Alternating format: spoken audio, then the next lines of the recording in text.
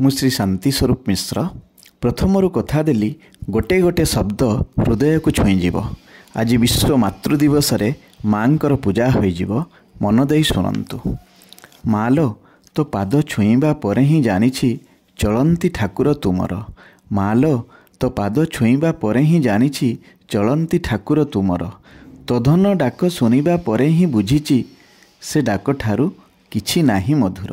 ତୋ ଧନ ଡାକ ଶୁଣିବା ପରେ ହିଁ ବୁଝିଛି ସେ ଡାକଠାରୁ କିଛି ନାହିଁ ମଧୁର। ତୋ କୋଳ ଛାଡ଼ିବା ପରେ ହିଁ ଦେଖିଛି ସତ ମିଛର ଏ ସଂସାର। ତୋ କୋଳ ଛାଡ଼ିବା ପରେ ହିଁ ଦେଖିଛି ସତ ମିଛର ଏ ସଂସାର। ତୋ ବିନା ଜୀଇଁବା ମରିବା ସମାନ। ତୋ ବିନା ଜୀଇଁବା ମରିବା ସମାନ ମାନେ କିଛି ନାହିଁ ଜୀବନର। ତୋ କଥା ଲେଖିବା ପରେ ହିଁ ଭାବୁଛି ତୋ କଥା ଲେଖିବା ପରେ ହିଁ ଭାବୁଛି ଶବ୍ଦ ସରିଗଲା ଏ ଦୁନିଆର। ଶବ୍ଦ ସରିଗଲା ଏ ଦୁନିଆର। ଜଗନ୍ନାଥ ପ୍ରେମୀ ବନ୍ଧୁଗଣ, ସବୁ ମା'ମାନଙ୍କୁ ଏଇ କବିତା ସେୟାର କରନ୍ତୁ। ମା'ମାନଙ୍କୁ ଭଲ ପାଆନ୍ତୁ। ଜନନୀ ଜନ୍ମଭୂମିଶ୍ଚ ସ୍ୱର୍ଗାଦପି ଗରୀୟସୀ।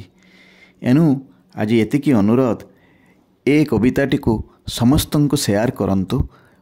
ସମସ୍ତ ମା'ମାନଙ୍କୁ ଜଗନ୍ନାଥ କୁଶଳରେ ରଖନ୍ତୁ, ଭଲରେ ରଖନ୍ତୁ। ଜୟ ଜଗନ୍ନାଥ, ଜୟ ଜୟ ଜଗନ୍ନାଥ।